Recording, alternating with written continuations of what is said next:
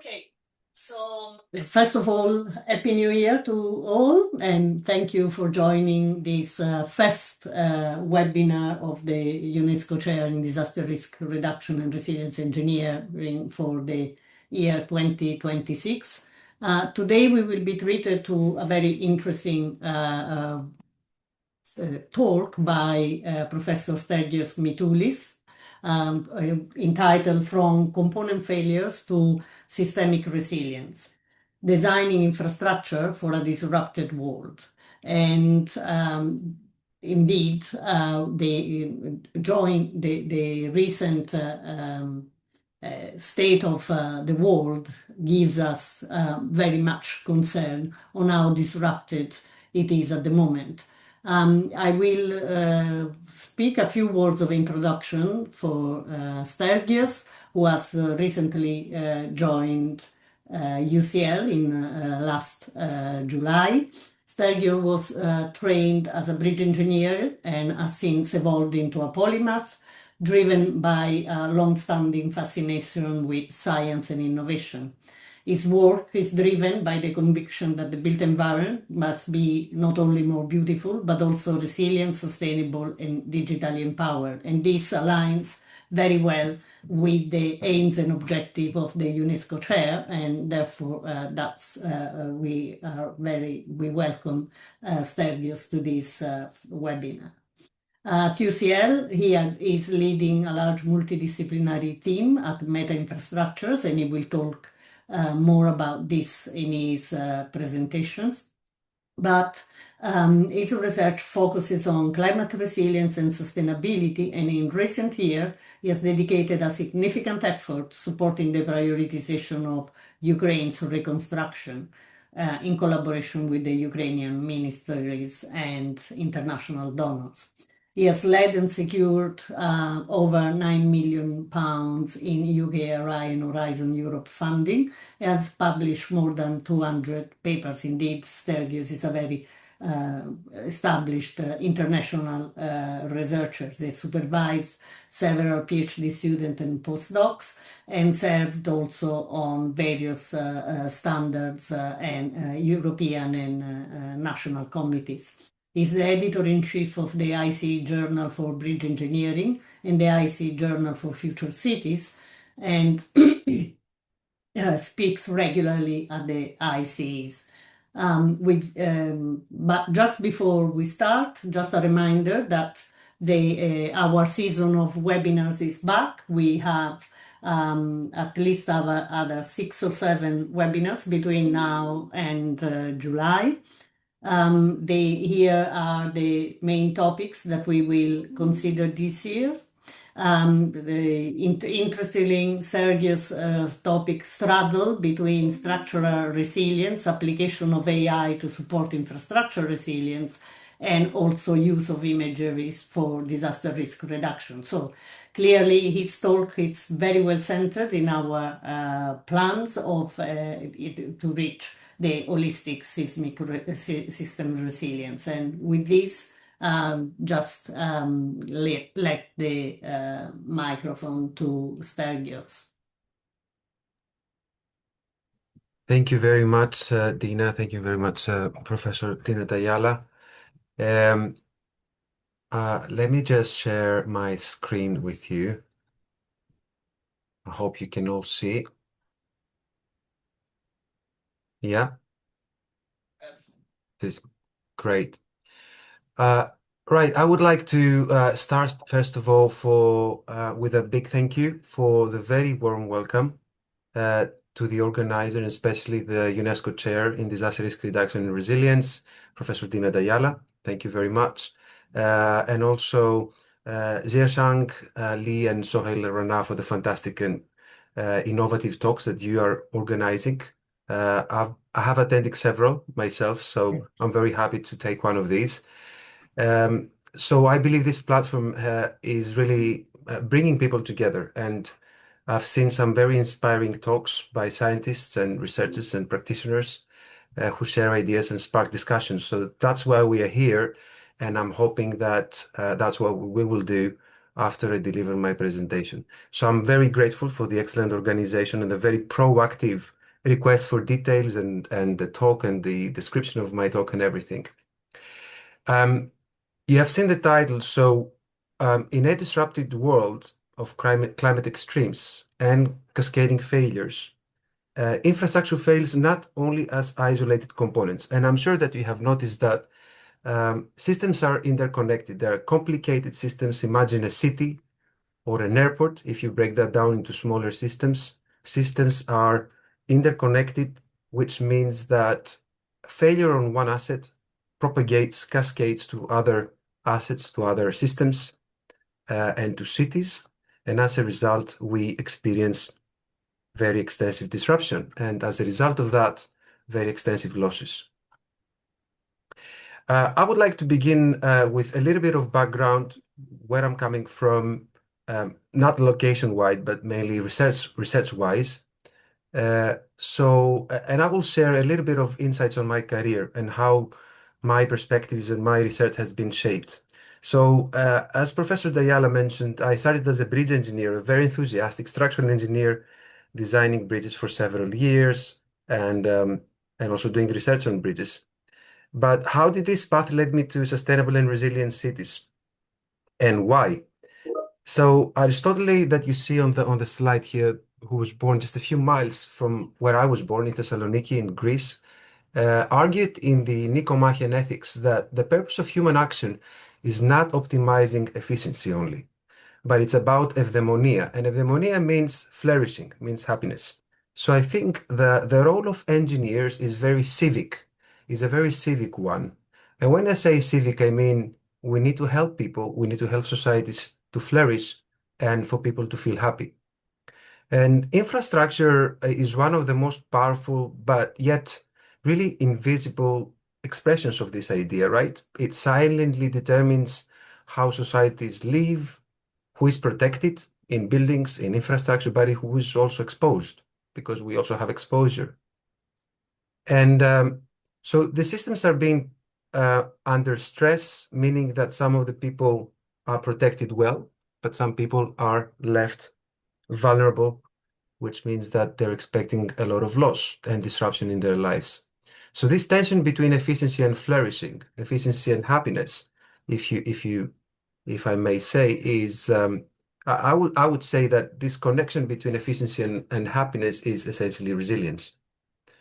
So this is what actually driven my journey from bridges to systems and cities. I try to understand what is the role of the resilience of bridges, of assets, to the resilience of systems.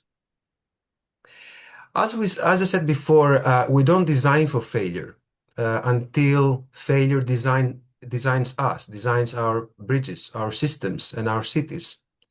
And this is not just a provocation that I'm bringing on the table today. It's just a conviction, and this is a conviction that I apply directly in the real world. So you see, I'll start with the meta infrastructure that you see on the left, which is my initiative to where we try to fundamentally rethink how we design, how we govern infrastructure in cities in the age of climate uncertainty, how conflict and wars and cascading risks propagate into our systems.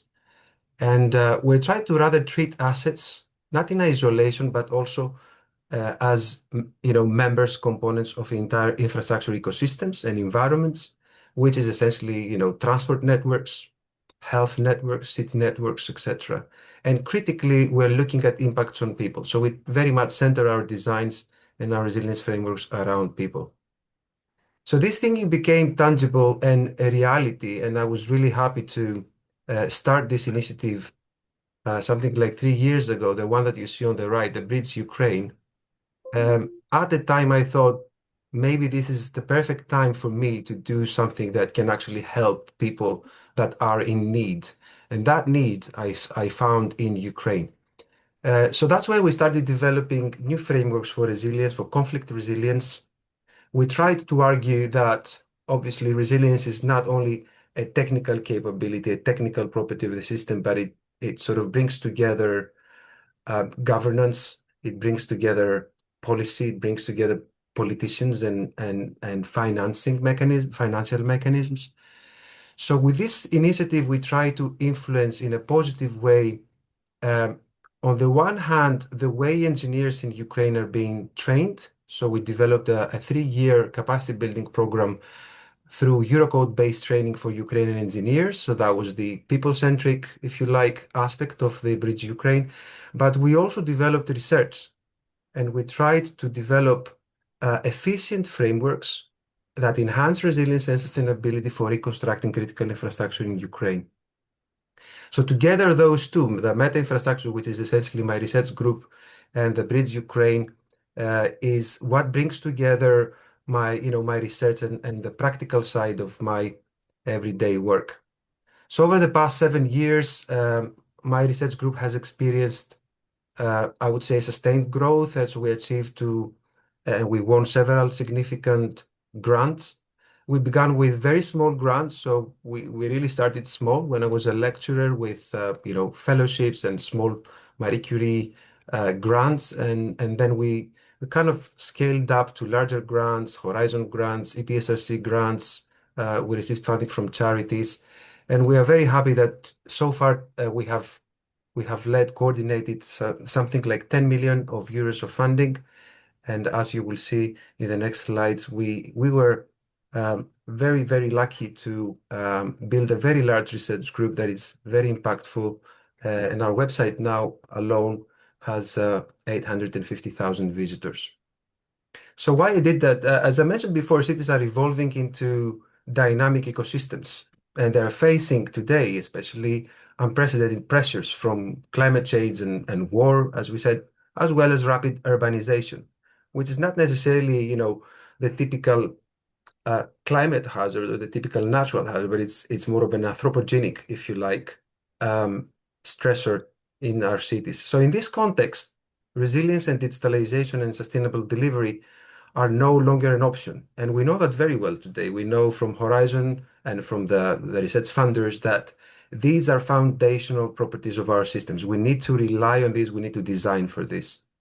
And so we use this funding that you see here to develop um, resilience frameworks and sustainability frameworks into the DNA of our urban systems by advancing, for example, low carbon, circular designs and people-centric urban design. So we try to support our research with funding, with excellence, always aligning to what the requirements of our universities and our government schemes require.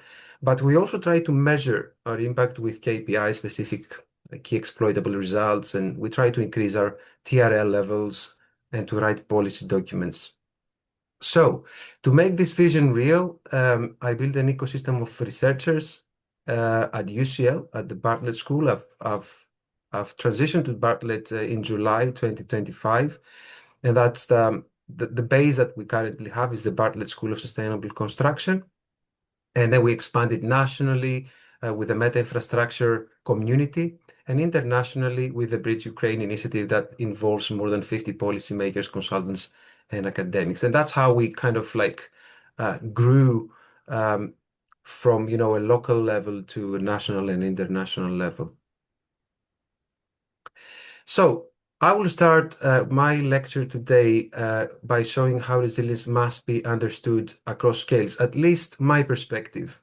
And I would be very interested to hear what is your perspectives and where do you think I might be wrong, when I might be doing mistakes in my um, in my approaches, in my philosophies, in my models. And what you will see in terms of scales is that I will try to scale up from component to systems and cities, all that enabled by digital technologies.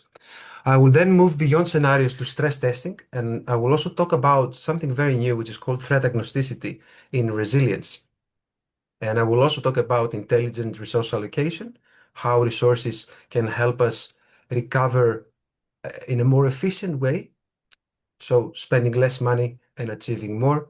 And I will conclude with my very, very new idea around sustained resilience, which is a life cycle view of resilience that connects engineering decisions and long-term societal outcomes.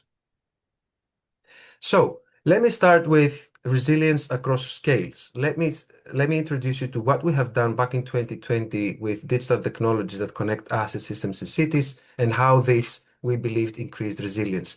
So around 2020, I started realizing that what we were seeing as digital transformation at the time, all the new technology around artificial intelligence, Internet of Things, digital twins, and all the algorithms that we were developing, I realized that we could fundamentally transform how we think about resilience in the built environment. At that time, many of these tools that we were thinking and we actually mapped with this paper that you see at the bottom of my slide looked almost futuristic. And unsurprisingly, within 5 years, what we were assuming back in the day as something futuristic, something science fiction, became reality. So this slide comes from the position paper that we published back in the day, where we posed one powerful question. The question was, what if we use digital technologies to enhance resilience and try and improve all these phases of resilience that you see here? The phase of preparation and adaptation, the phases of absorption of the hazard, and the phases of recovery and long-term adaptation. And I think that the very interesting thing with this research, and this is why I'm really excited about when I'm starting a new agenda setting paper, is that I have to speak to all these brilliant people that you see. These are co-authors of my paper here. For example, Dr. Igor Linkov, who is a leading researcher across the world in resilience, Eleni Hadji, Jack Baker, Yanis Brilakis, many people from the World Bank and the JRC, the European Joint Research Center.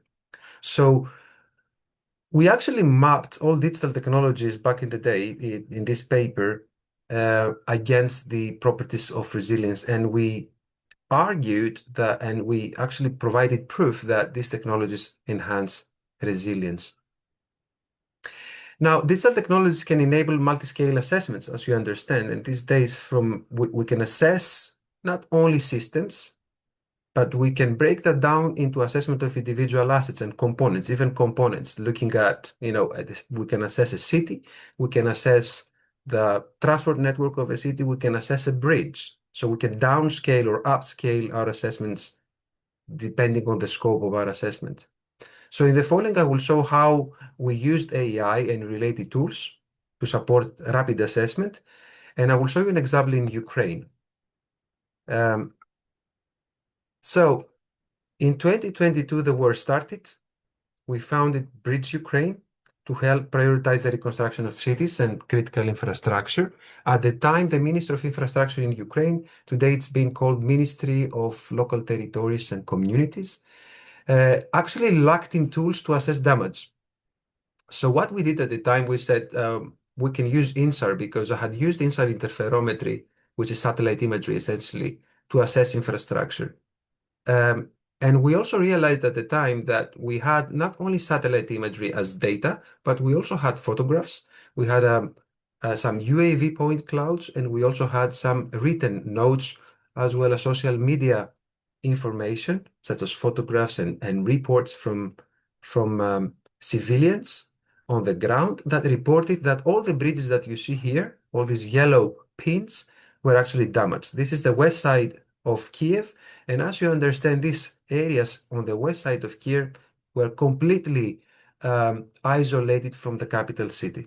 So all these bridges have failed, either due to aggression or due to defensive kind of targeted destruction of bridges in order to disrupt the advances of the Russian military forces. So at the time, we ran a scenario and we said, okay, if we start reconstructing bridges this way, so I'm just showing a simplified version of this reconstruction, then you will have this traffic capacity of the network. However, we realized that if you start with the reconstruction of B2 first, and then you go to B3, and then the B1 and the B4, I'm just giving you the very short version of what it was, 20 plus bridges along the Irpin River in West Kiev. You can actually gain in traffic capacity by spending the same amount of funding. So this slide here illustrates our multi-scale digital forensic framework that we used to assess the damage. So the flowchart on the left shows how we move systematically from regional detection, and that's exactly what we did, into asset detection and component damage detection. Initially, for the regional assessment, we use the Sentinel-1 SAR interferometry and crowdsourcing for information and high-resolution imagery. The traditional assessment methods struggle with inaccessibility, obviously, because you're in a situation of a war, and so you don't have access to the bridges. Where here the damage is first detected at the regional scale, and then you break it down into asset scale and automatically localize and classify component scale damage using deep learning. So that's exactly what we did in this paper, which you see on the bottom of your slide in automation construction.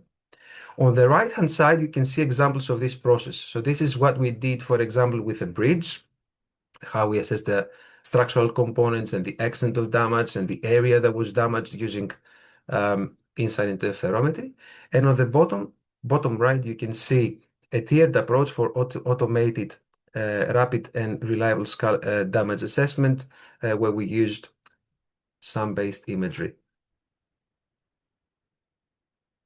Um, So I was surprised at the time to see that there was a report from the World Bank that was actually published. That was literally a couple of months after we published this paper, that was arguing that we urgently need a tool that can downscale the damage assessment from, from regional level assessment into component level assessment to make sense of what exactly is being damaged and how we can prioritize reconstruction. And that was a tool that was published by, as I mentioned, by the World Bank.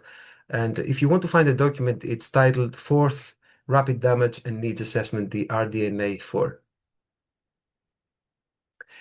So this slide presents now our multi-scale digital forensics framework for disaster damage assessment. On the left-hand side, you can see the satellite-based coherence, so you have like different phases. You have the coherent change detection, which is a very new parameter that we used for the assessments in this case, and before and after high-resolution imagery that you see on the right-hand side. And this illustrates how damage is defined at the asset scale using Google Earth images, for example. On the right, you can see details of an end-to-end processing pipeline. So phase one, phase two, how we prepare the data, how we process the data, how we automate the damage assessment, what is the main data processing, and how we do the damage identification. And that, as you see, also goes from regional detection to asset level characterization and then to reliable assessments and prioritization. So that helps us to faster decide what is the level of damage. Is the bridge extensively damaged? Is there a minor damage? Is there an extensive damage? Uh, and so with this automated process, someone can assess from afar, okay, with a standoff assessment. You don't have to be there. You can assess damage on infrastructure. So this was the first attempt, if you like, internationally to downscale damage assessment from like regional level assessment into a component level assessment. And this is a paper that was published by a Ukrainian, Nadia Kopika, who is a senior research fellow in my research group. So this is the kind of photographs that we collected. And based on the cohesion change detection, we were able to understand how the bridge looked before damage, how the bridge looked after the damage, based on the coherence detection. Now, this slide shows component scale assessment. Okay, so we break that down into, we said asset level assessment, but we also used here component scale assessment, mainly through crowdsourced images. So we found images either from the Ministry of Infrastructure, and we compared these images against a SAM-based deep learning result.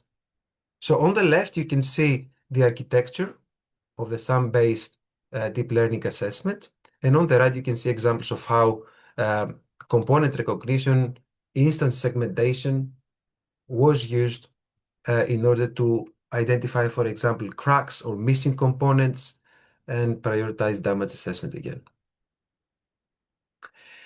Right, so building on this ability to detect and characterize damage, which is essentially the first part of your resilience curve, if you think about it, it's about, what happens after you have this dip in the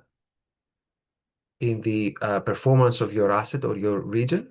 we can now move beyond scenario-based analysis and what we call stress testing. So, well, there's been a lot of discussion around stress testing and stress testing infrastructure, which has been published recently in Nature by Dr. Igor Linkov. But there is also about some extra thoughts, some additional thoughts around threat agnosticity.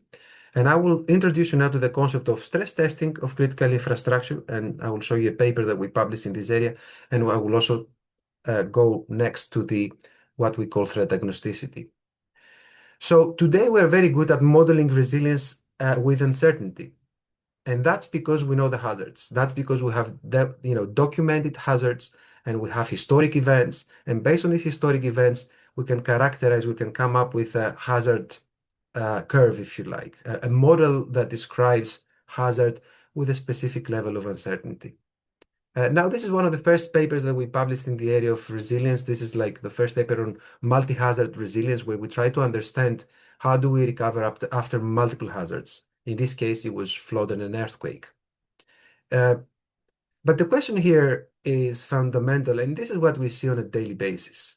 What happens if we don't know what is the actual hazard? What happens if you have an event like the Francis Scott Key Bridge back in Baltimore a couple of years ago, where the bridge collapses and the entire port is closed, and so you're losing business, and an entire city is being affected. There is no model that can actually model for you this event, because these events propagate into our systems, and they are very harmful, and they maximize losses. So I will try to start with the stress testing approach, which is one step before threat agnosticity. So stress testing, in simple words, is overstressing your system. So putting into your system an excessive, a very large, a very great load, okay, a stress or a hazard or a threat. What we developed in this paper that you see again at the bottom of this slide is not another surrogate model, because I know stress testing there's a lot of papers around surrogate models and stress testing. This is not a sensitivity analysis either. So what we did here is that we asked a fundamentally different question. Which stress test actually deserve our computational budget? Because stress testing is very computationally demanding. And the novelty of the work lies in reusing existing simulation outputs. So you develop the outputs, and then you statistically reconstruct stressed worlds, stressed situations, and you estimate risk amplification without the need to run new models. So essentially, you develop stress testing without running new models. So this is, I believe, a departure from the traditional, the conventional stress testing, from something theoretically powerful but practically prohibitive, into something that is operationally acceptable, so you can actually run these scenarios. So let me very briefly explain how this works. We start exactly where current best practice starts, with a standard probabilistic risk assessment. It's the blue curves that you see here. And then we run a set of simulations under reference conditions, and we obtain the distributions of system behavior and risk. So far, I haven't introduced anything new. The key difference is the next one. So for each candidate stress test, the red lines, the red plots that you see here, instead of rerunning the entire model, we reweight the existing simulations using principles from importance sampling. So each simulation is assigned a weight, and this weight, it's like a weighting exercise. This weight reflects how likely it would be a stressed condition. And then we bootstrap to resample from the weighted simulations. And the result is, I believe, the center of the novelty of this paper, which is to obtain new output distributions, the red plots that you see here, with new risk estimates without re-executing a single model. So in very simple words, we are statistically reconstruct the curves. The blue plots here are the reference one, and the updated ones are without any remodeling and any re-execution of the single model. We just reconstruct these red plots by using the reweighting of the existing simulations. So what you see here on the input, that also applies to the output. That's how the stress testing propagates from input parameters into output parameters. We ran this stress testing approach to a region in Switzerland. So this work has been mainly performed by Dr. Hossein Nazrazadani in collaboration with colleagues from ETH Zurich, from Professor Brian Adey, and Maria Nogal from TU Delft. And we analyzed here this network for which ETH owns the data of different flooding scenarios. And as you will see, it's a very extensive area. It has more than 600 kilometers of roads, more than 120 bridges, and other roads.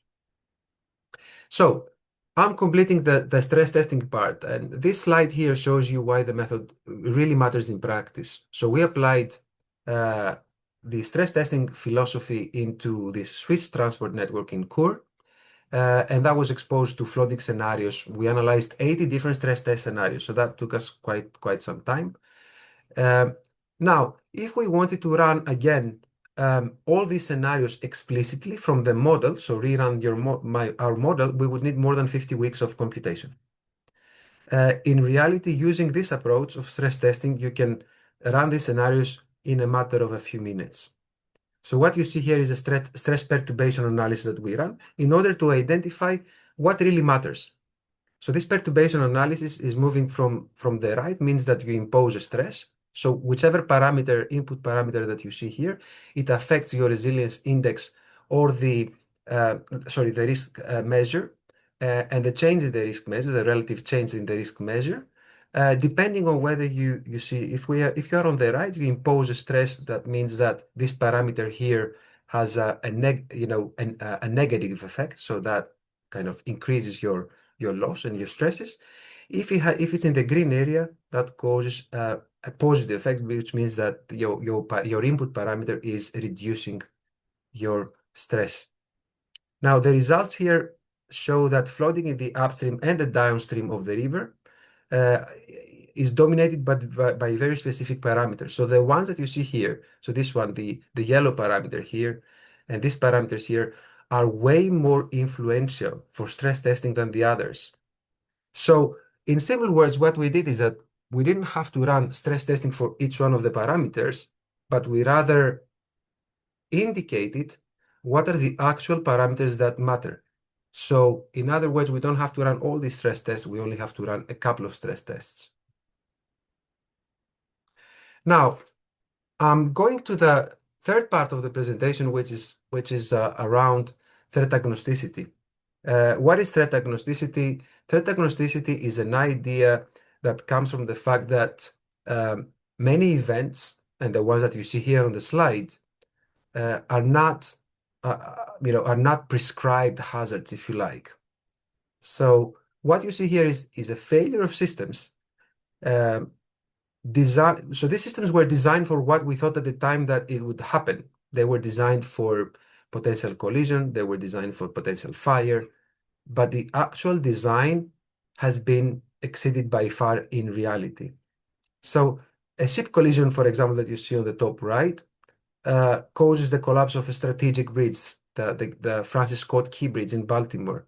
And that cascaded a blackout, a cascading effect and a blackout in the entire city of Baltimore.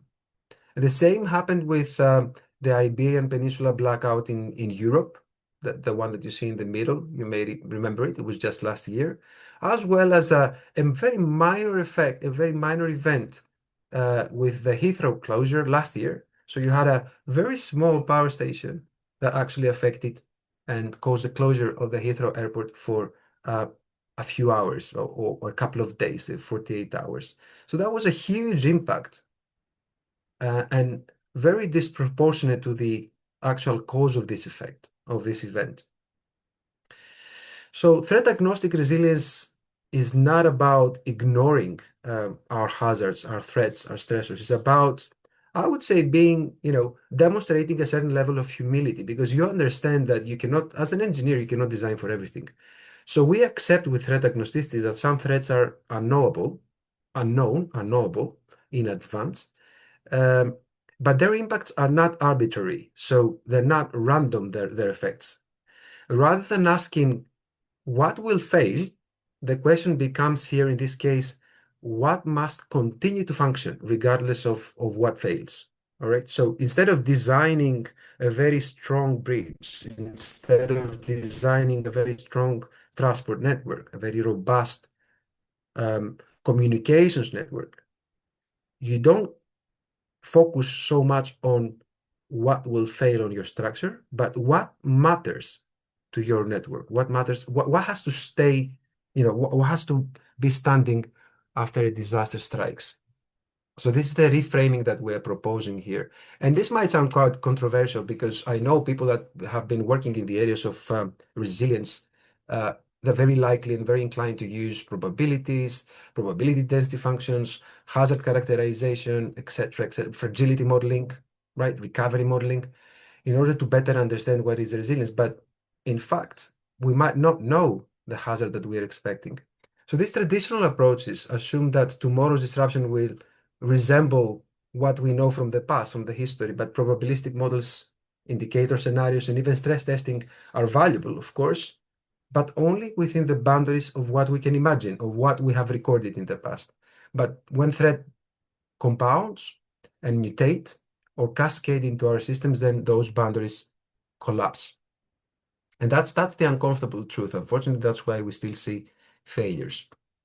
So, what is this threat agnostic framework and why I believe is very different? So this framework starts from the reality, which is you have a number of unpredictable threats, hazards, and contaminants, not necessarily well characterized.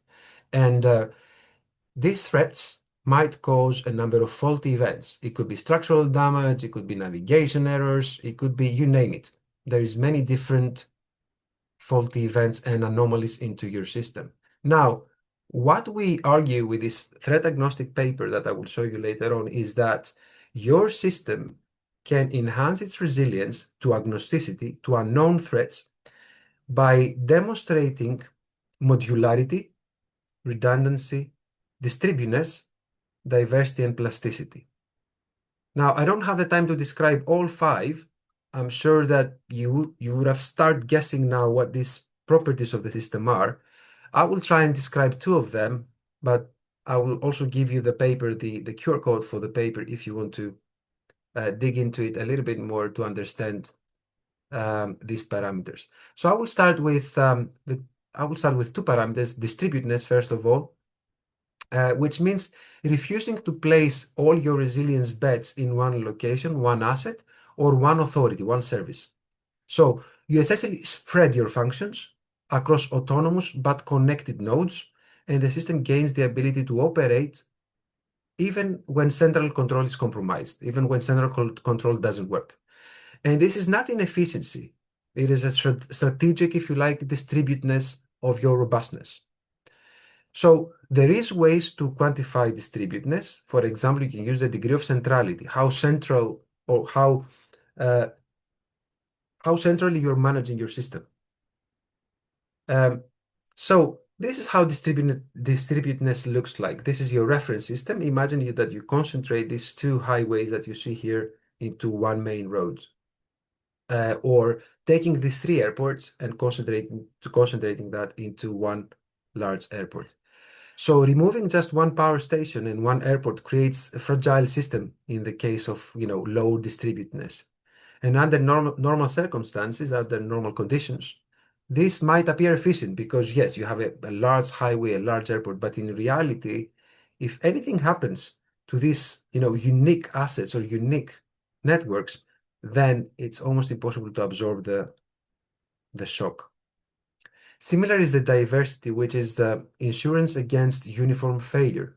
So when systems rely only on one technology, on one material, or one mode of operation, then you expect that this low diversity of your systems and operations, they might fail in the same way and in the same time because you have a specific hazard. So if your hazard affects, let's say, concrete structures, then it's very likely that many concrete structures will be affected. However, what if you have timber structures? What if you have, metallic structures? This is a more diverse from a materials point of view system. Uh, and similarly, if you have timber structures, these might be affected, these will be affected by a fire, but we know that concrete is better in that case. So that's the kind of diversity property that we try to introduce in the paper. I'm giving you here an example of a diversity, but diversity obviously is not binary. It's not only about the materials. It is very much directional. So by increasing material diversity, you can improve resilience to specific threats, where limiting transport, um, you know, transport modes might increase your risks. So think about these two properties and how these properties can increase your resilience to unknown threats, to threat agnosticity, as we call it. And in this table here, I'm kind of summarizing all these 5 properties. So remember that resilience does not emerge from a single principle. Modularity limits damage, distributedness will prevent collapse, redundancy will ensure continuity, diversity will enable adaptation, and plasticity will allow transformation. So together, all these parameters, all these properties, all these principles behind threat agnosticity will form a system that does not merely recover, okay, but kind of like learns and reorganizes and adapts, and it's more versatile and improves under stresses because you have the ability to adapt to new circumstances. So an example of this is a very recently what we secured very recently this research grant. It's called Portal, and it's essentially agnostic resilience for port city ecosystems.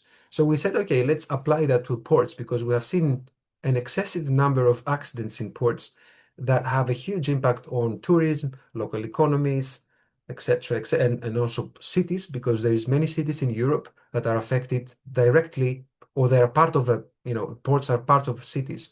So we realize that this is a very critical um, aspect that we need to deal with, that we need to deliver solutions, and this is the portal grant. So you can scan the QR code and see how we combine digital twins, for example, in this case, and synthetic threat generation. What is synthetic stress generation? Is that we kind of using the intelligence of AI to develop scenarios that are more catastrophic than the ones that we have recorded and documented in the past with historic events.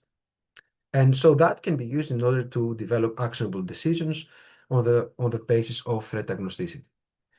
Just a reminder before I go to my next topic is that threat agnosticity is not a standalone approach, right? We're not claiming that we should forget about the traditional methods.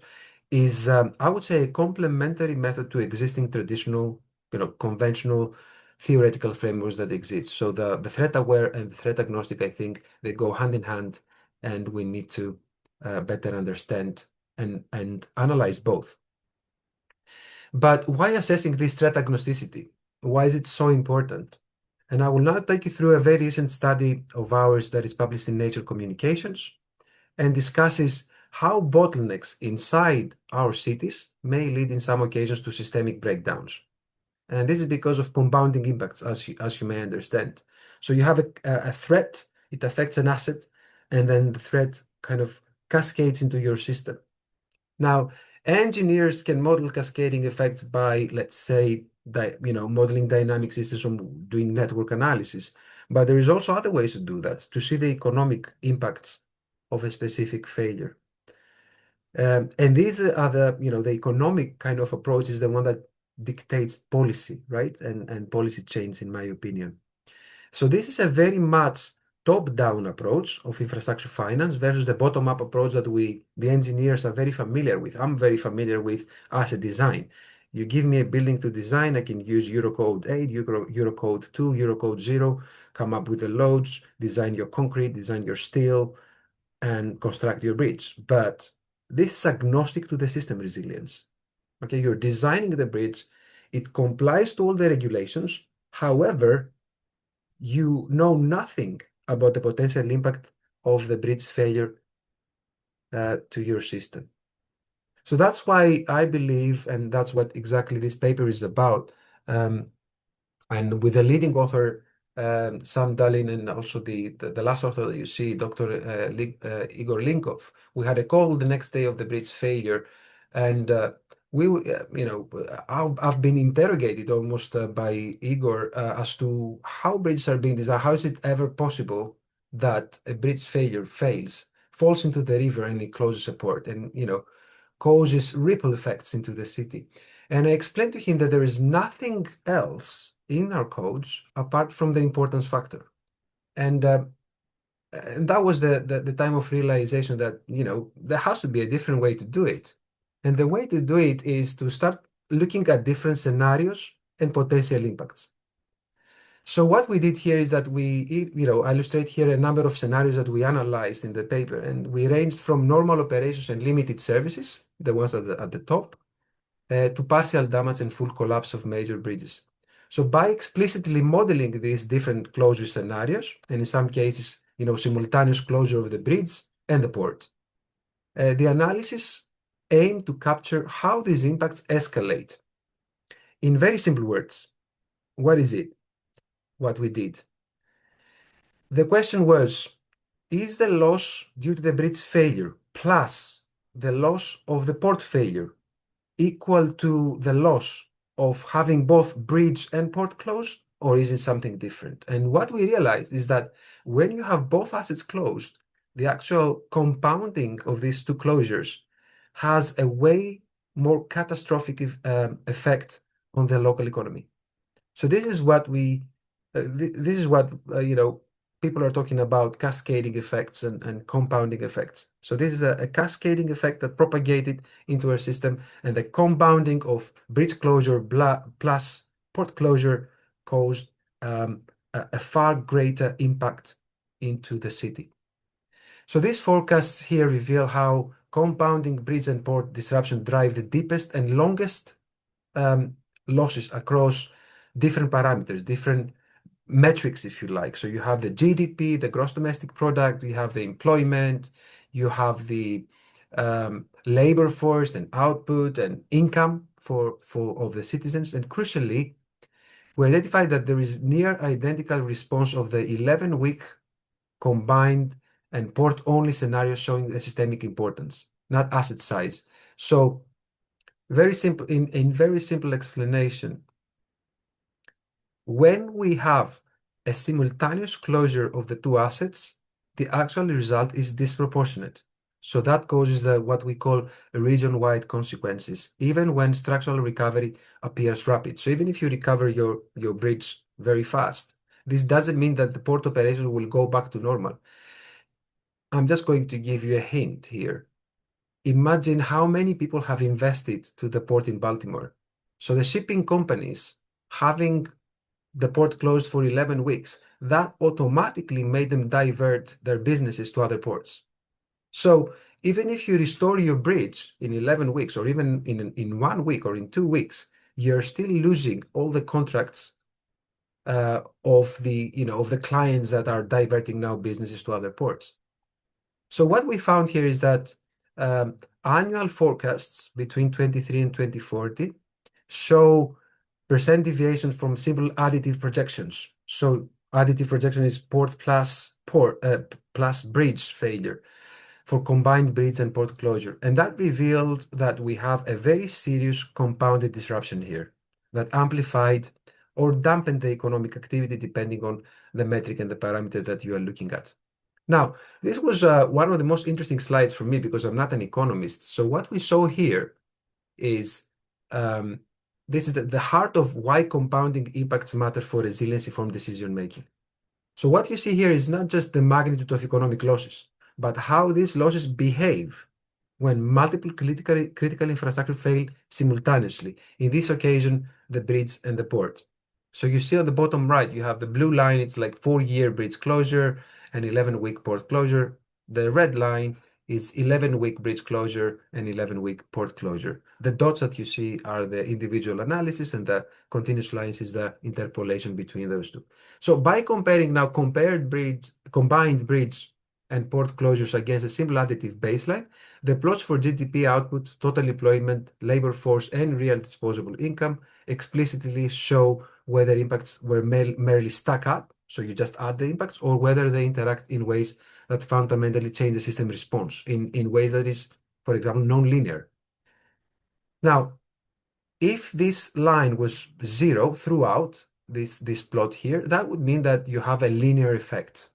So bridge closure loss plus port closure loss equals the total loss.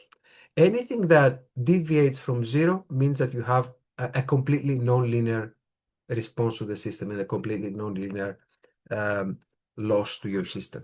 So just to summarize this slide, all these curves that you see here that deviate substantially from zero demonstrate compounding effects, meaning that you cannot just add the loss from the bridge and the loss of the port. Right. So what do we propose? So what we propose here is that we propose a fundamentally different way of designing bridges, a fundamentally different way of designing critical assets. So the approach here embeds resilience thinking from the very start rather than treating it as an afterthought, as a, after the design of the bridge, what do we do now to increase the resilience? But we rather embed the resilience at the very beginning of our design, of the design of our bridge. So instead of asking only whether an asset can withstand predefined loads, the framework first asks whether, is it a system critical asset? Is it an asset whose failure would cause, a ripple effect into our system? And if so, can we evaluate this risk so that we can proactively adapt to these risks, whether by designing a stronger structure, which is the, I would say, naive way to go about it, or to put in place resources. So put in place the appropriate funding, the appropriate mechanism, and the appropriate people in order to deal with an emergency in case the bridge fails. So that's like the kind of threat agnostic approach to your system. So why we believe this framework that you see here, this is the simplified version of the framework that says, as I mentioned before, instead of going directly to design the asset, rather go to resilience analysis at network scale. And based on this, inform your design, make your design and your preparatory actions, the adaptation actions, more intelligent, if you like, and then design your bridge, and then do the design of your concrete based on Eurocodes, for example. So what truly advances, in my opinion, the state of the art in this case is the shift from probability of failure thinking to recovery and consequence-driven design.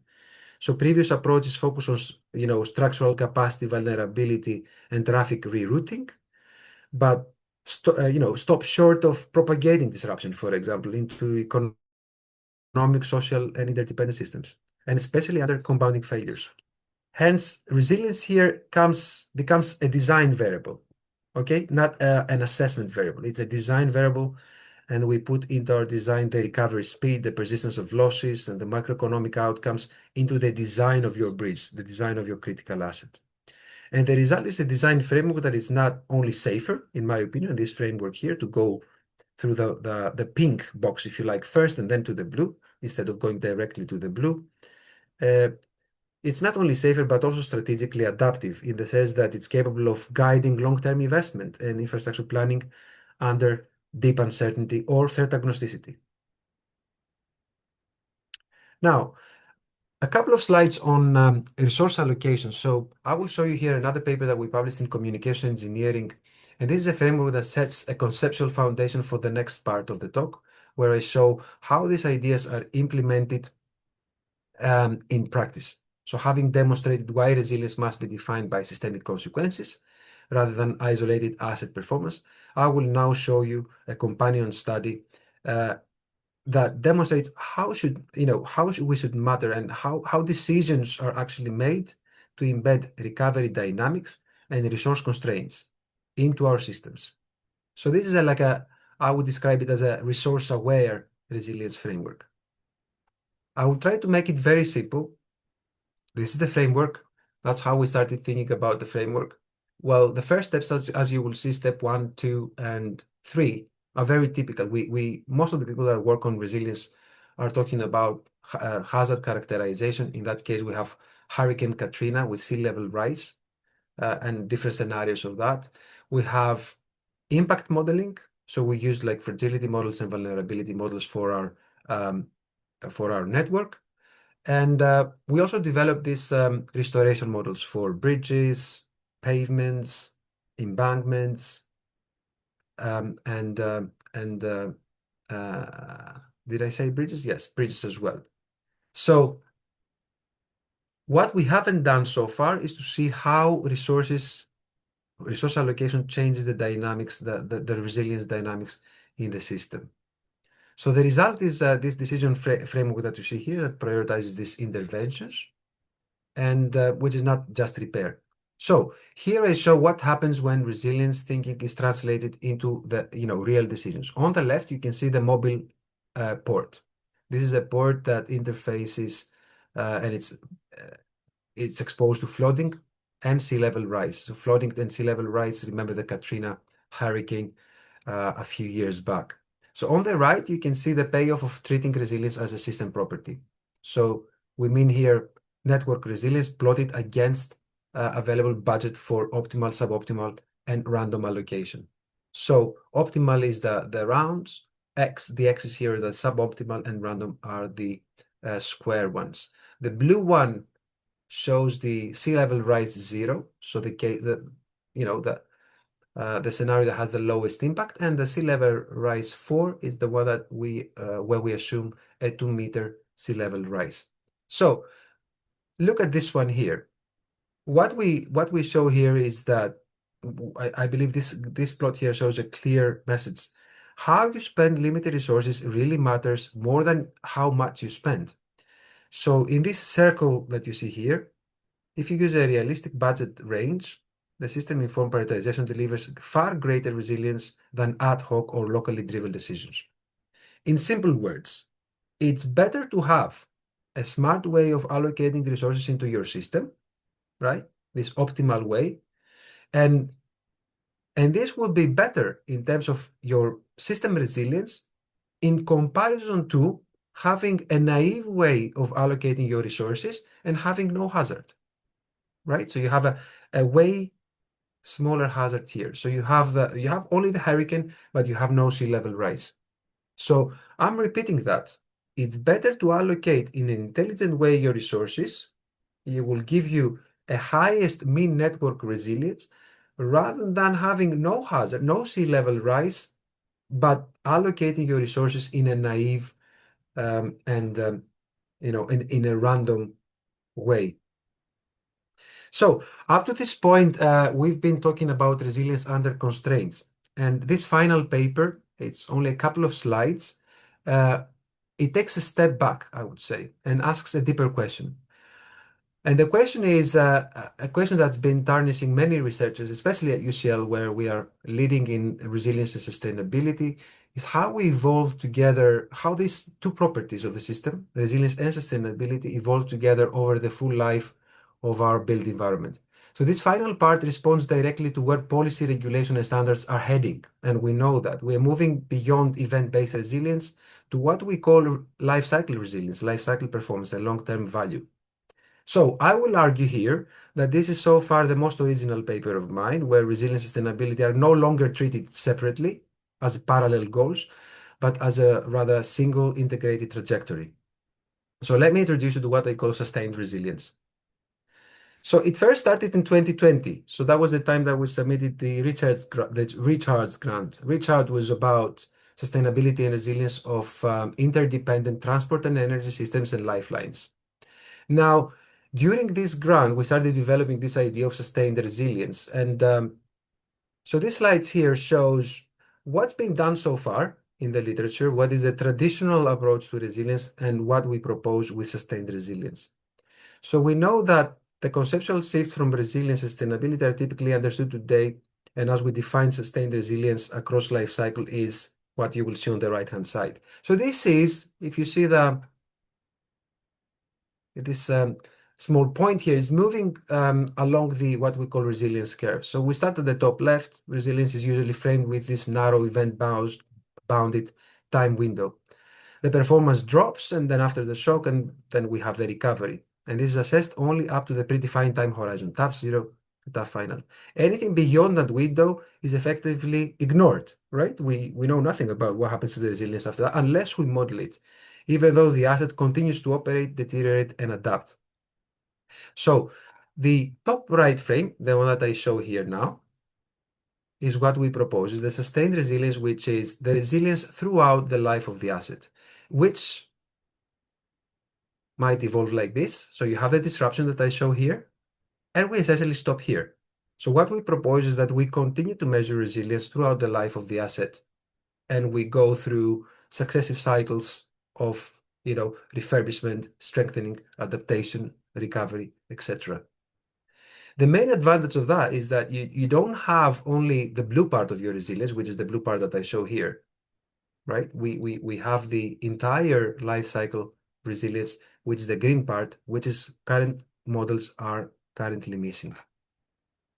The same with sustainability. Sustainability is usually measured as a static property. So we assume that the people that work on sustainability, they have only very, very recently published a document that says that, hold on a second, sustainability metrics are not static. They fluctuate throughout the life.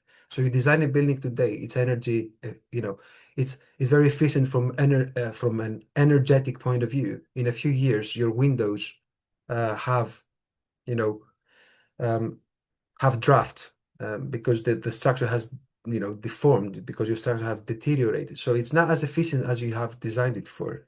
So even though we assume that sustainability is like this, the sustainability metrics, in reality, sustainability is not smooth.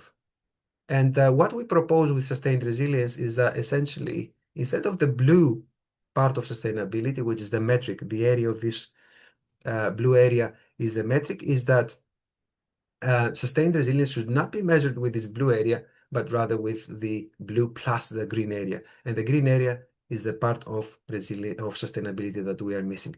So I believe with this one, I have introduced you to what we call sustained resilience. And this slide shows an example of animation for sustained resilience, how this evolves over space and time as a single unified system property.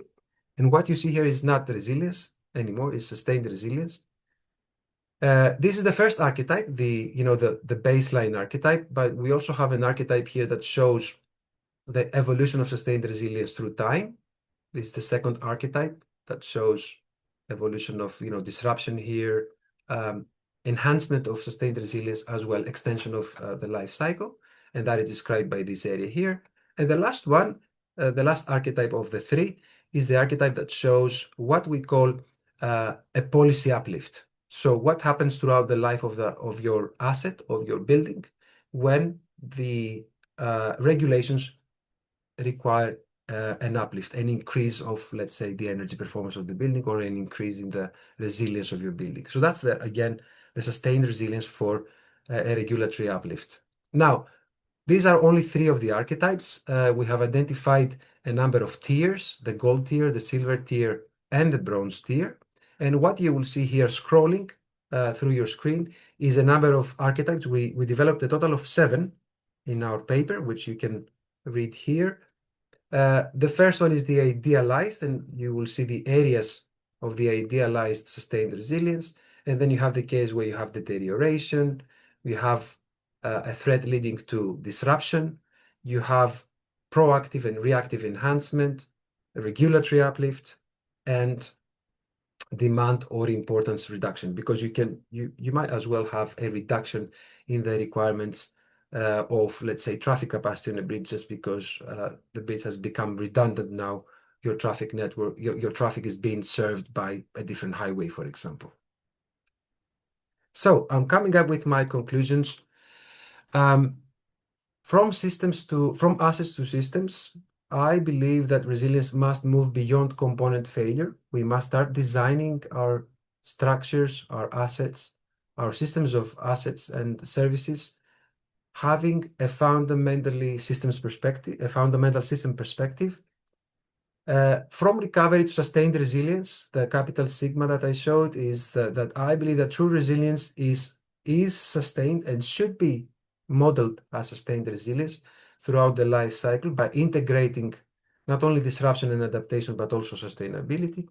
And the last part is the one that I touched on resource allocation, where I believe that we need to make sure that we have dashboards in place and decision-making systems in place so that we can optimize the ways that we spend our resources in order to have more efficient, uh,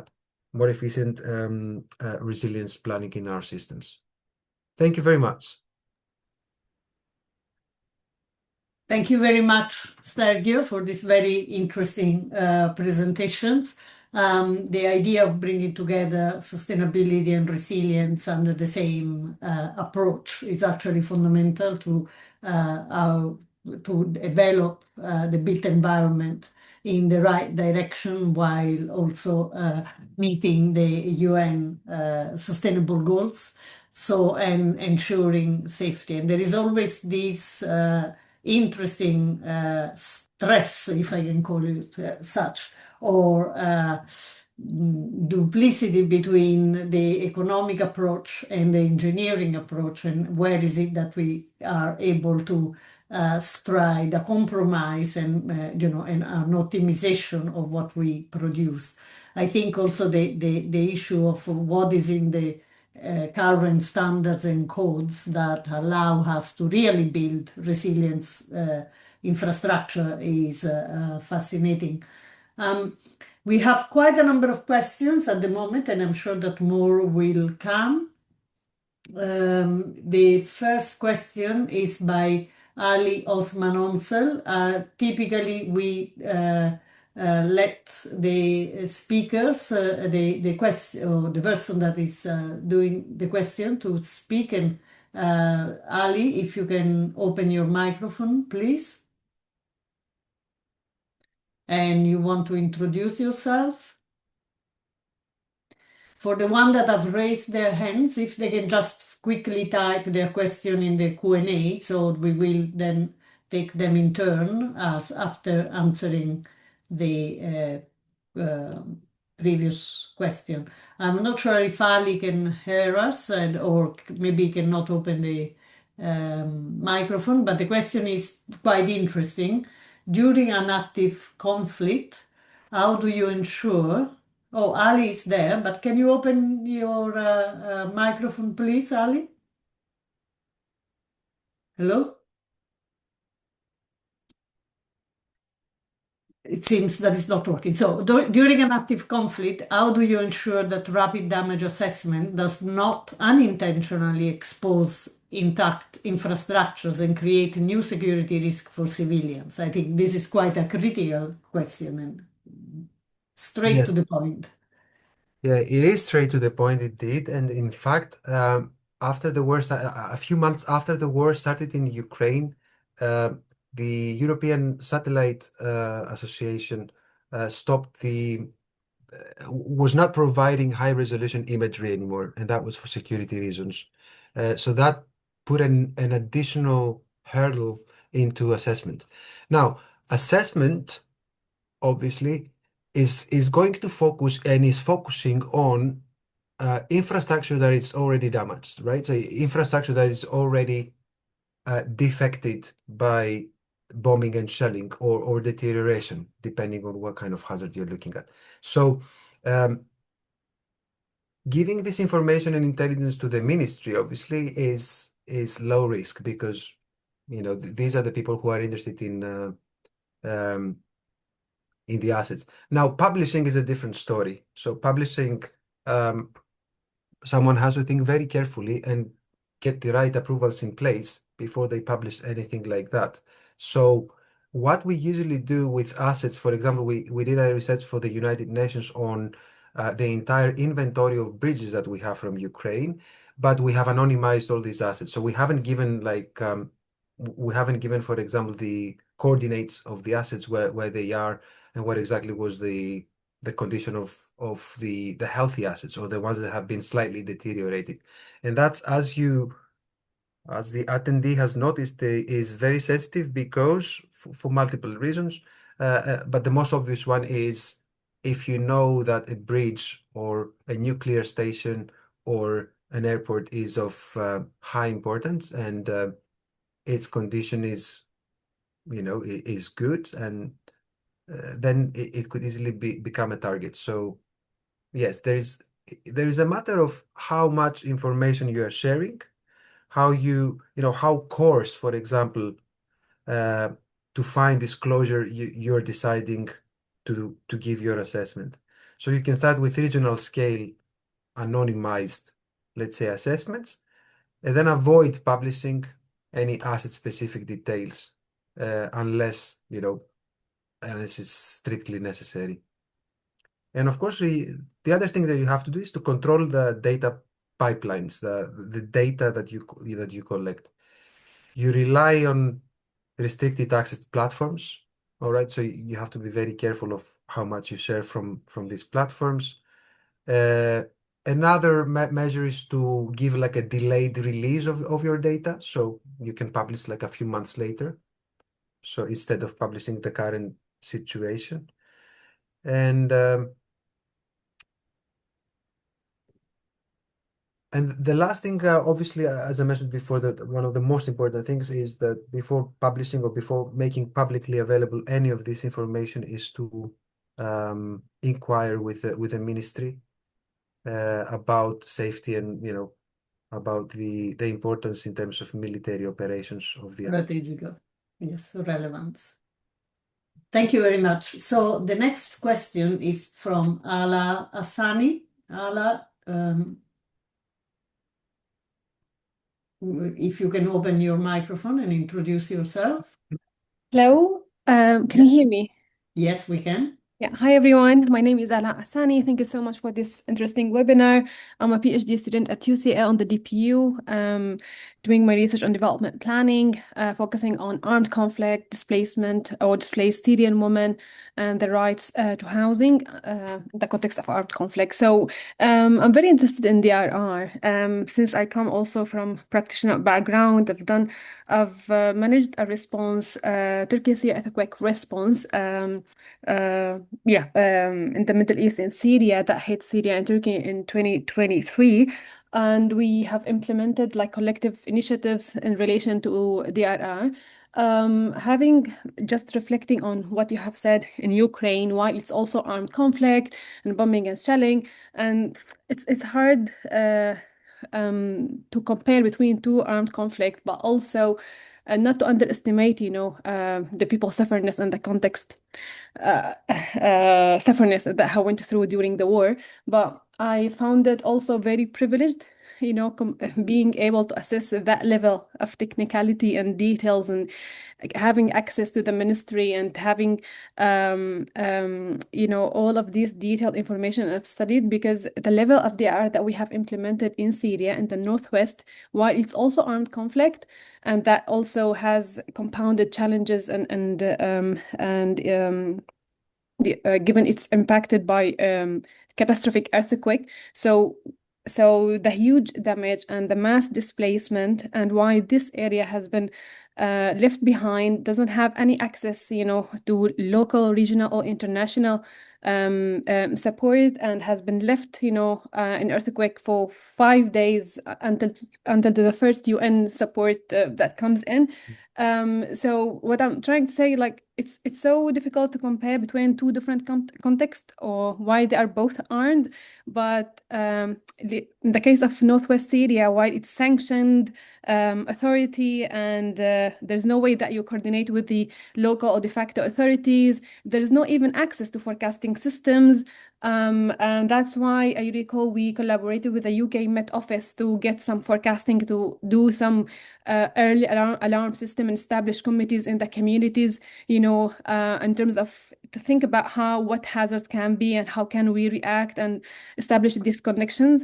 What I can reflect here, I found it a bit contradictory findings, that while Syrian people have been living under this ongoing war until now, but also, and then living under or being impacted by the earthquake, either we don't have the culture of DRR, but at the same time, how those people can survive all of these, disasters, and being able to adapt and survive while not having the culture at the same time. So I recall when I've been telling people, if we can have this plan, sit those in a place. So for them, it's something it's hard to plan. It's hard even, like because they unconsciously would respond when there is disaster. So it's not something to plan ahead.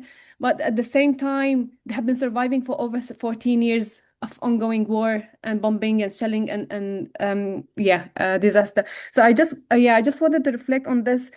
At the minimum, I mean, the level of findings and technicality we got there are very basic comparing to the level of technicality and details and finding that you have shown in Ukraine. Definitely, the theoretical backgrounds and the expert team behind is playing a role, but also the access to resources and the access to support, to access, to data and the potential collaboration with authorities on the ground and other agencies is playing a huge role, where also politics plays role in the context. While like in Ukraine, it's an armed conflict, but the way that has been perceived by the West and the support it has, Yes, very different. somehow, yes, quite, yeah, comparing to underrepresented countries in the global South. So just general reflection and how, when you said also about sustained resilience, I was just thinking about when we say resilience or sustainability, I always think about of what, like sustainability of what, resilience of what. In our case, we have worked on community resilience because it's hard to think about other systems of resilience while the system is collapsing and is either corrupted or sanctioned or criminal. Yeah. So yeah, just think wider about those concepts and how they can be applicable in different contexts. Sorry, it's random reflection, but I thought might worth just to have this conversation. Very welcome, Ala. Let's give Sergio an opportunity to answer you. No, that's incredible insight, Ala, and uh, there's many things that come to my mind whilst you were talking. Um, Also, ways to improve what we are currently doing in Ukraine. But yes, these are two different situations. They have many similarities from the perspective of level of damage, impact on humanity, on humans, on civilians. Um, but there is also as you have highlighted, significant differences here because there is a completely different level of funding and support from external donors, perspectives. There's different political, economic, and social um, environments in these two different countries, and completely different is the situation in Gaza, where many parts of the country have been completely flattened by the war. So, what I can say is, yes, you asked very, very rightly the question: resilience of what? If something is completely damaged, resilience of what?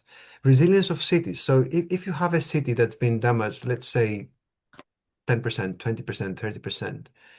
The only way, in my opinion, to argue that you're going to do the reconstruction and put it the right way, do the correct, approach to reconstruction, is not a political one, is not a profits one, is not a benefits centered one. It has to be centered around science. It has to be centered around what we know from science. So, an example, if you want to reconstruct highways, if you want to reconstruct hospitals, or if you want to reconstruct a combination of those, where do you start from? And that's exactly what our frameworks are trying to achieve now. We're trying to better understand if we have, say, 1 million of funding, where do we start? Based on the humanitarian needs, based on the um, emergency recovery needs, etc., etc. So I'm not saying that we found, the golden standard here that we can reconstruct everything, but what I try to claim from this presentation today is that we have better ways to do it. We have science that show us the way on how to reconstruct after devastation, after extensive disruption, as opposed to let's start a reconstruction in a naive way. Let's start a reconstruction based on the profits of politicians and the financiers that dictate profits. The best way to start thinking about reconstruction in Syria would be a threat agnostic one. So obviously we don't have all the models, we don't have all the data. That's why I mentioned before about threat agnosticity and the importance of threat agnosticity. And I will finish with that damage is very fast. and we have seen that with the wars. But recovery, unfortunately, is very slow and it's systemic. And so long-term recovery is very much reflecting, institutional and economic and governance failures. So we need to make it right by putting in the center, in the heart of our reconstruction, always science. And science means resilience, sustainability, uh, international donors' priorities and philosophies, and of course, sustainable development goals. That's my view. I will be very interested to have a follow-up with you, Ala, and further discuss the frameworks and whether there is something that we can improve in the case of Syria. Thank you very much. And that partially also answer Ali Osman question about the rapidity of destruction and the slowness of recovery. And what does this reveal about the real weakness of our system? I will not ask Ali again because we know that he cannot speak, but my feeling is that it's not really true that the destruction is immediate.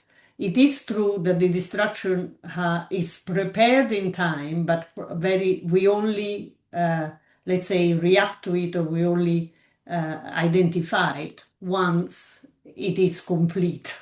And that is it's just the last step to destruction. And in this sense, it's not just the one created by natural hazards, but also the ones created by human things and human actions. And then we need to start thinking about early warning in a much more meaningful way, in the sense of how do we identify the sign of something that is likely to happen, and how earlier we start on our resilience. And I think the sustainability and resilience framework together would allow us exactly that type, this thinking in time rather than just in space would allow us just that type of approach. The next question is from Zach Lee, and let's see if we can open his mic. Zach. Right. Zach might have left. Can you hear me? Oh, yes, Okay, great. please. So, thank you, Professor Please Mitulis. introduce yourself. Thank you for a very insightful presentation. I'm Zach. I'm a PhD candidate in economics at NTU in Singapore, working on how people perceive risk and interact with hazards and complex systems. So my question is about behavioral adaptation in compounding impacts. When infrastructure shocks raise, let's say, living costs or disrupt jobs, right? Households may relocate or make change in their career decisions or labor supply decisions. So, are these like behavioral feedbacks part of your resilience assessments? Right. Yeah. I think that's the gist of my question, actually. Thank you, Zach. Mm. Stergios, please.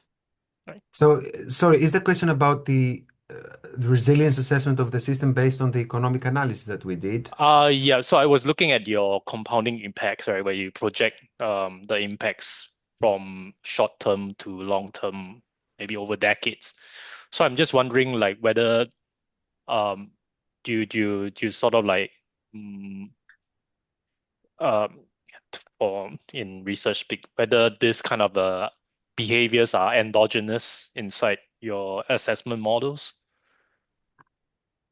Sorry, I must misunderstand the question. If I understand correctly, you're asking me Hmm. whether we have modeled resilience as an endogenous property of the Oh, system. sorry, whether you have modeled the behavior of individuals, households, and even firms when you are sort of like assessing the economic impact Oh, yeah. So we of use that. shocks. Yep. Yeah. I see. I get it now. Okay. So what we used in the paper was the standard REMI economic model, the one that the U.S. Army Corps is using to assess damage. So we use this model, and the economic parameters that you see that you saw in my presentation are the ones that we assessed. So we try to understand what was the impact for the different scenarios that we have seen. So we had like different closure scenarios, and based on that, we ran economic analysis for the real disposable personal income, and we have seen how this reduces, in the wake of the failure, and how many years it takes to bounce back. So that was the resilience modeling that we have done based on economic metrics, based on economic parameters. Hmm. So that was the real disposable income, the output, the GDP, the employment rates, and the personal income, how much, is the income per capita. Right. Now, we have compared the scenarios and we try to understand what is the impact if you have asset one closed, what is the impact of having asset two closed, and what is the impact of having the two assets closed simultaneously, both one and two. And we compare the losses between the sum of the losses of closure asset one plus asset two versus the compounding effect. That's exactly what the resilience analysis did. Right. There were So what we didn't take into account, and that might have changed slightly our results, is the fact that the government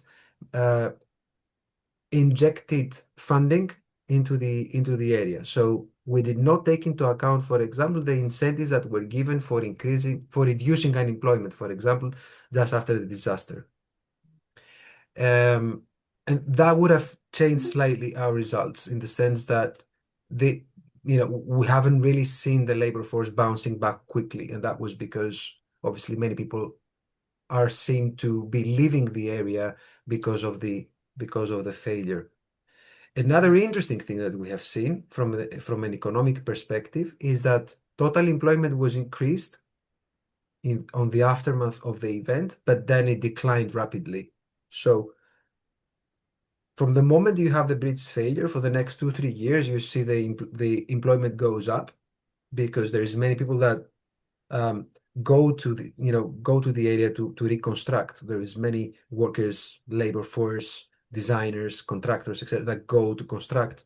But then after these years, these people that go to the area to reconstruct are redundant. The city will not need them anymore.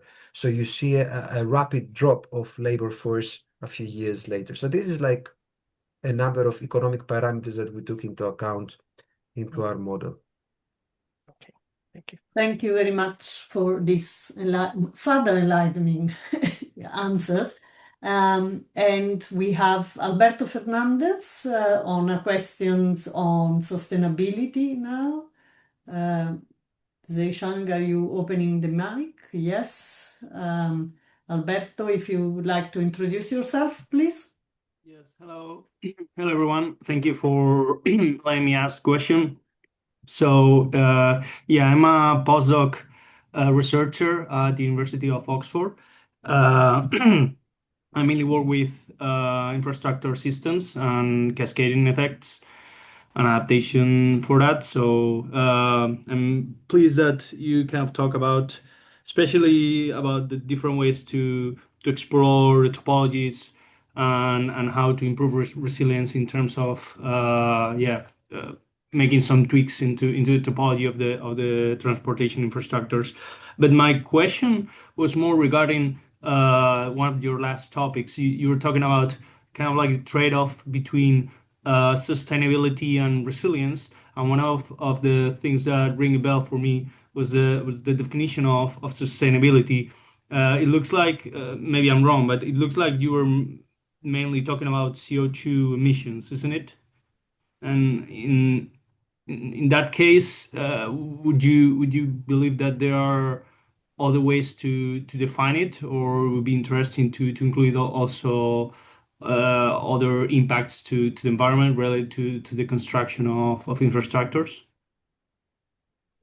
Yes, thanks, Alberto. No, the answer is we are looking at a broad range of parameters that measure sustainability. We're looking at, as you said, greenhouse gas emissions, but we're also looking at biodiversity, energy efficiency, material use, reuse of materials. environmental burden, air quality. So all these are factors, metrics, if you like, of sustained resilience. Something that I would like to highlight here is that what we claim with the sustained resilience framework is that we are not discriminating the two notions. So I'm just going to share very briefly my slide here again. So screen 3. So what I'm trying to say here is that we are not taking separately, we don't realize trade-offs. Okay, this is what we did in the past. And I personally believe it's wrong to try and consolidate resilience and sustainability by separating them. If you want to consolidate resilience and sustainability, you have to bring them together into one model. And when I say one model, this is exactly what sustained resilience is, I believe, at least. So what you see here is a life cycle performance indicator. Whether that's a sustainability indicator or resilience indicator, that goes throughout the life cycle of the asset. So as I said, that could be performance, that could be cost, that could be recycling, that could be energy efficiency of your building, it could be CO2 emissions, it could even measure like, people-centric parameters like, people satisfaction or end user satisfaction. It can go up, it can go down, it can adapt depending on the performance of your system. It can also measure performance in terms of resilience. So how adaptable your system is, how quickly it responds. So the short answer to your question are these trade-offs. These are not trade-offs. This is one unique property of the system that is called sustained resilience, and it can measure what we call today sustainability metrics and resilience metrics throughout the life of the asset. So it's like it's a new framing if you like. It's not like separating the two philosophies. Can I go with a follow-up or? Yes, if it's brief, because we still Yeah, have quite a few people that it's want to pretty ask brief. questions. Okay. Yeah, thank you for that. So, what would happen in the case that those indicators that you're taking into consideration, resilience, people-centric, or whatsoever, they go in opposite directions? Because that's probably what's going to happen when you have this agnostic threat analysis. You're going to try to increase the resilience of your system or your infrastructure, and that's going to require the mobilization of resources in terms that it's going to be environmentally damaging to the system and in some cases even to the people. How do you consider that? Because that's probably what's going to happen if the current climate pathways follow on. Yes, I fully agree with you, Alberto. Obviously, when we're designing, whichever asset we're designing, there's going to be opposing forces. There's going to be forces that enhance your resilience and cause a negative impact on your sustainability. So sustainability and resilience metrics, or if you like, sustained resilience metrics might be opposing. And then that's exactly where you have the trade-offs, not at the between the sustainability and resilience, but between the metrics of sustained resilience, which, as I explained before, are life cycle metrics. They're not temporally bounded metrics. They're not for a specific time frame because resilience, the way we design it today, is for a specific time frame. Now, what's the best way to deal with conflicting, if you like, metrics? You can optimize them. You can find ways. If you have like 2 metrics, for example, or 3 metrics, you can come up with Pareto fronts and optimize them. What else can you do? You can do multi-optimization decision making. So take multiple parameters that describe the sustained resilience of your system, whether that's CO2 emission strength, cost, acceptability of your infrastructure, and you optimize them. You use a MCDA. So yes, so what we want to do here is to move from the event-based resilience and sustainability into a behavior, into a life cycle behavior of your asset. And so sustained resilience is measured by how performance degrades or adapts or recovers throughout the life, as opposed to having resilience sustainability metrics for a specific building, assuming that this is static and that resilience is being measured for 3 months or 4 months or for 1 year, because that's what we see in resilience models. Yes, So the issue maybe is how you change the baseline of sustainability as well during the cycle. Yes, how that can affect them, how the resilience can affect that baseline, but also how the sustainability can affect the baseline or can be affected. Yeah. that Thanks a lot. that's a very Eh, good perspective that you mentioned here, Dina. yes. Again, I'm trying to convince the audience here today that they should not be thought as two different things here. They should be thought as one thing, and that's sustained resilience instead Yeah. of It thinking depends on the of one. indicators that we use. Yes. Yeah, so it's not any, yeah, I'm trying to So, explain here that this is not only an indicators-based approach. It's yeah. more of a how do we express both sustainability and resilience with one single approach, one single property. Good. So we have a question from Gamelile Sibanda. Gamelile, if you want to open your mic, Yeah, thank you very much for the presentation. I please just, introduce yourself. yes, my name is Kameli Hlesibanda. I work for the International Labour Organization, which is part of the United Nations. I work in Southern and Eastern Africa, supporting countries on employment intensive investments. I work at the nexus of infrastructure and employment creation. So, quite often after disasters, I'm involved in post disaster needs assessments and also ensuring that whilst we are fixing the infrastructure, such as bridges after cyclones, we also use the affected people to remove debris and give them jobs, to give them lost income and also restore their dignity and all that. So, one of the things I've found in most of the countries where I've worked is that after damage, say by a flood or cyclone or whatever, most of the engineers they will tell you this bridge maybe was constructed 40 years ago. And when you ask them, are you going to now build it back better? They tell you, no, we can't because we are bound by the design codes. And the design codes haven't changed in 40 years. So we have to restore this bridge to what it was 40 years ago.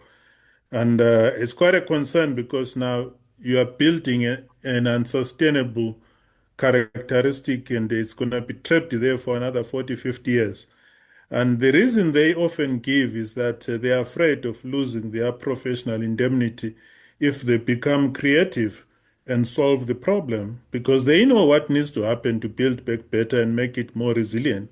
But unless the respective countries update their design codes, they will continue to restore the bridges to what the technical specifications were 40, 50 years ago. I don't know if you've encountered this kind of challenge and how did you resolve it where you didn't have updated codes and the engineers are scared that they may lose their professional indemnity if they become creative? Thank you. Very relevant question. Yes, thank you, Gamalil. Yes, I agree. So, what I believe, well, first of all, I don't know about which particular design guideline you're using in these different countries.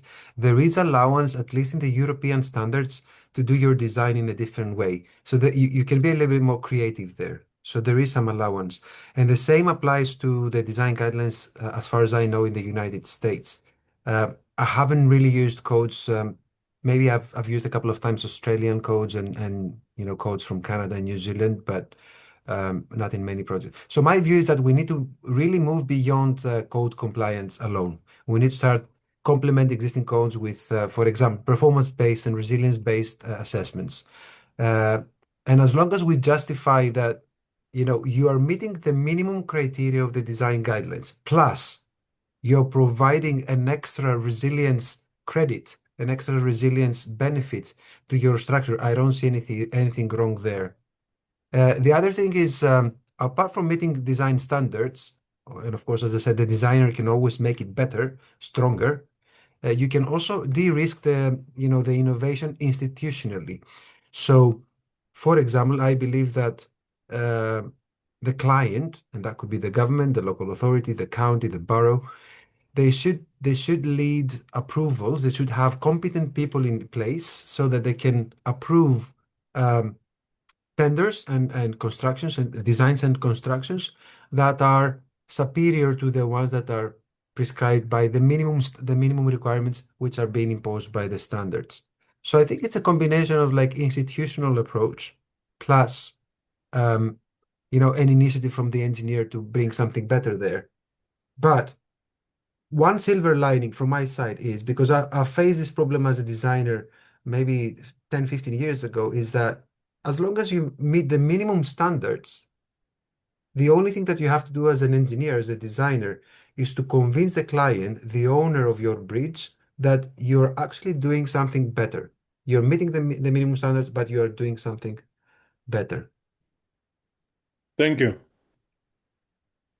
Thank you very much. And indeed, when you are on site, things might go quite differently from how we can think about it in research conditions. And there are many constraints. We still have quite a few questions, so we will need to have quick question, a quick answer. Bashir Benfart, I think he doesn't have a microphone, so I read it for him.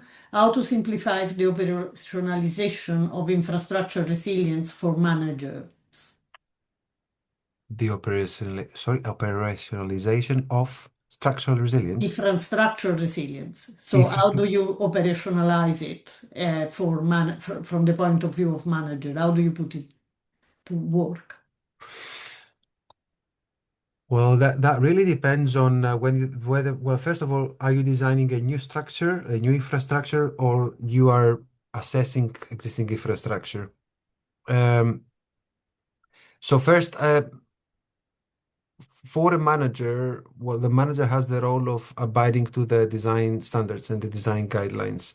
So the way I would do it if I was managing, for example, national highways or national railways, is that I would see with my budgets where exactly should I be allocating my budget so that I maximize the efficiency, the performance, the services of my system. So that means that with a minimum cost of assessment of existing infrastructure, I can then come up with a prioritization list. And I think that's very important because that's exactly what it is about in threat agnostic scenarios. Because pretty much all our infrastructure are threat agnostic. I mean, we very rarely are going to say, okay, we have X amount of money. How do we invest it to make our bridges more flood resilient? It's very rare the case. So just coming back to my initial train of thoughts is that the best way to do it, in my opinion, is to really understand what are the priorities of your system, and the priorities can be identified based on quick assessments. So we do like level 1 and level 2 assessments, for example, for our highways, for our bridges. And secondarily, you put a number of priorities having in mind only the resilience of the system as opposed to the resilience of the asset itself. So what fails first? What keeps working? What limits my recovery ability? And what is the kind of resources that I need to keep my system operational? And so we need to frame resilience mainly around services, okay? Because this is what really costs. The indirect losses. It's not so much if your brick has a crack and you have to repair it. It costs very little. What it really costs is if your system has downtime. If you close a bridge, that's when the main problem comes. And I think that brings me back to the comparison between direct and indirect losses, where we all know as engineers that no matter what is the damage of your asset, it is very likely that the traffic disruption and the impact on the society will be far greater than the actual cost of your asset repair. Thank you very much, Sergios. Then we have an anonymous attendees, which is asking, at regional scale, it is really useful to distinguish damage level for critical infrastructures. I would think functionality matters more at this scale, especially for the users. This is more a comment than a question, but if you want to answer the comment. Yes, I think that's exactly what I just commented now in the previous answer. I think Yes. that direct losses are very, very small in comparison to the indirect. And what we frame as indirect losses usually in a system is the downtime, the traffic disruption, the disruption in the service, the disappointment of the people that they cannot use the service, that they cannot use the bridge, they cannot use the highway.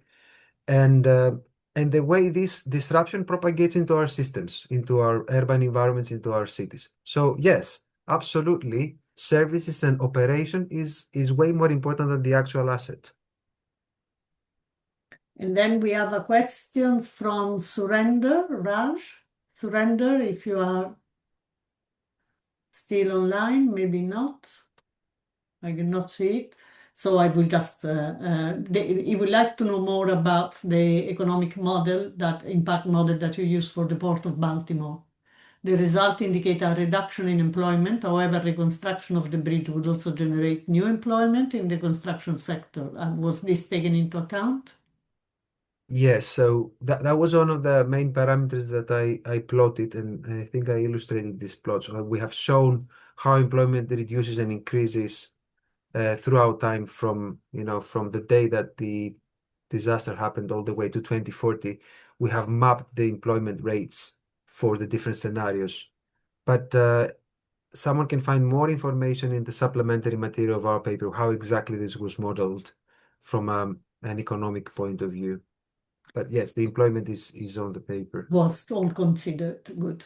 And the another anonymous attendees. So in the threat agnostic framework, the analysis initially departs from other specific considerations. Once the consequences are characterized, is there any stage at which it is methodologically appropriate to reintroduce other specific information to refine the assessment? And this is the first question. And the second question is, within the sustained resilience analysis, the consequences associated with the blue region differ substantially from those in the green region. If both regions are aggregated into a single metric, do we risk obscuring the relative importance or distinct impact profile of this region? Clearly, they have looked at your slides very carefully. So Just give me 2 seconds, please, because I'm reading here that it's a very long question. To introduce.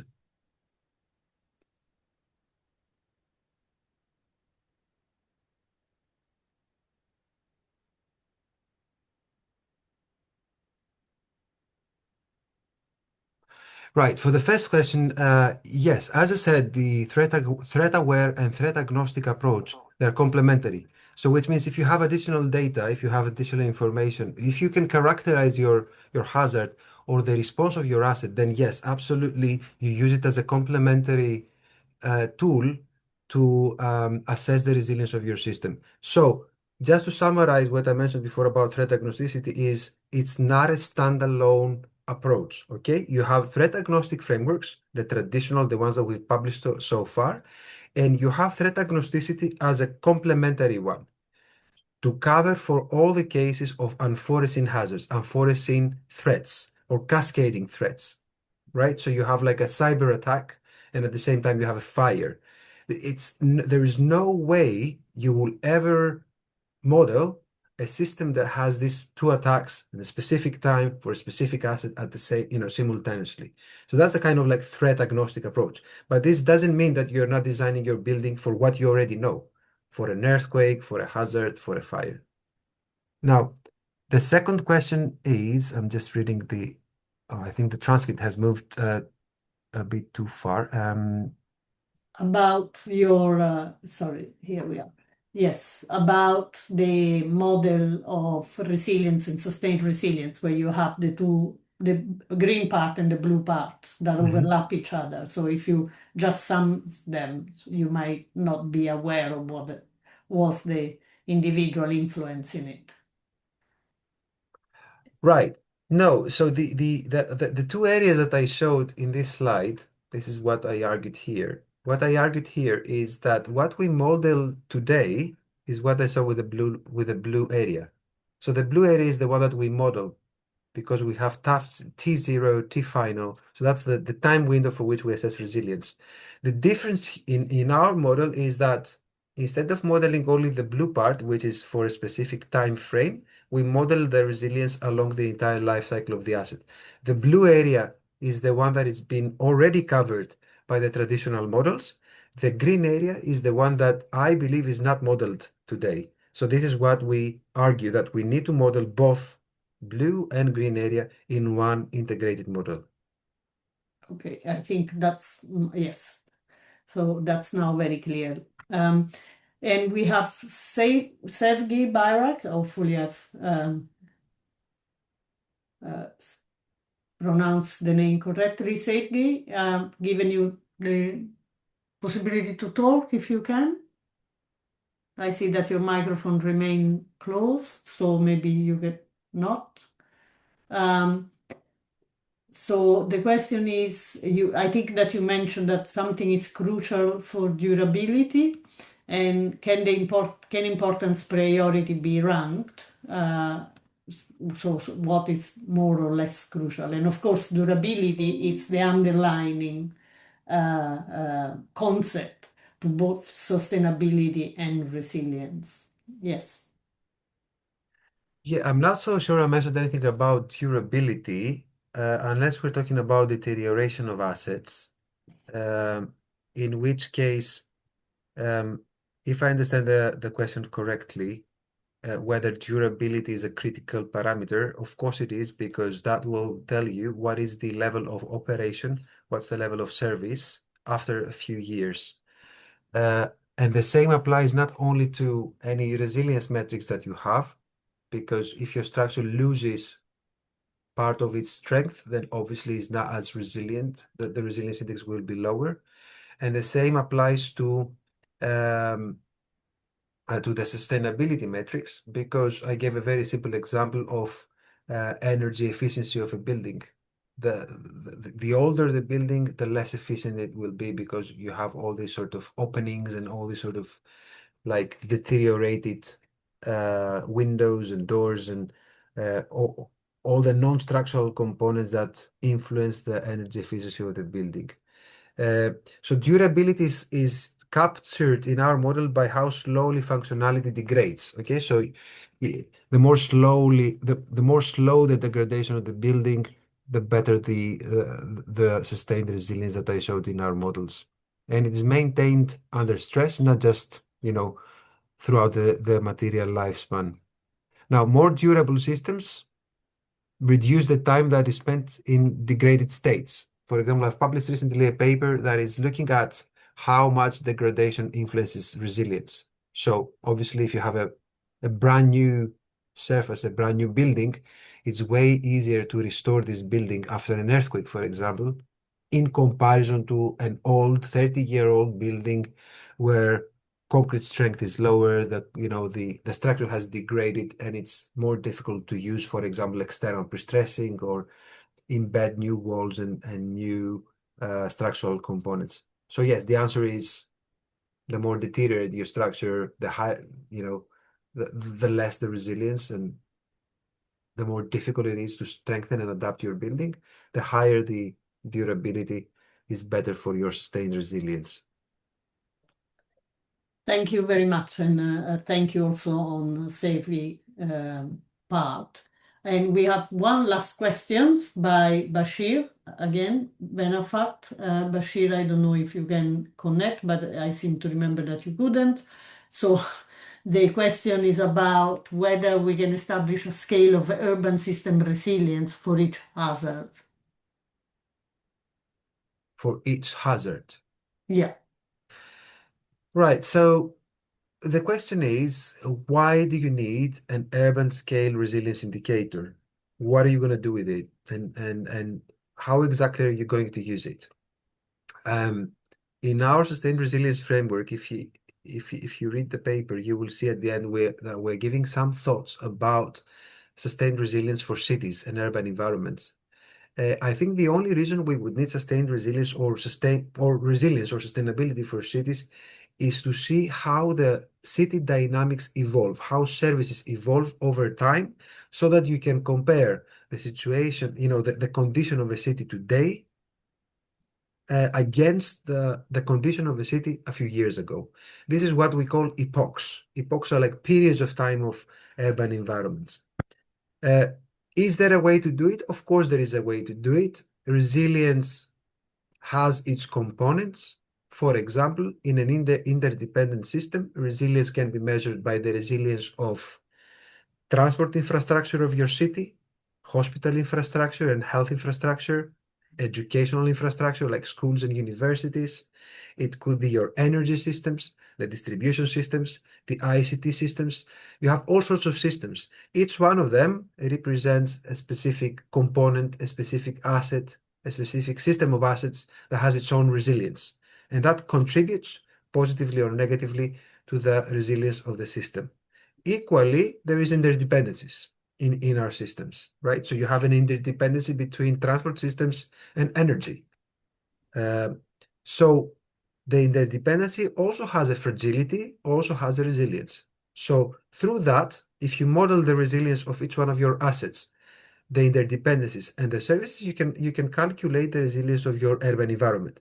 That's a theoretical approach, though, right? So, but you really have to think, what are you comparing this urban resilience against? Are you comparing it against another city? What's the value of this resilience indicator? Are you going to use it to design? Are you going to use it, to reallocate resources between cities? So that's the main question. And I think, well, with 2 minutes to spare, we can close this very interesting discussion and conversations.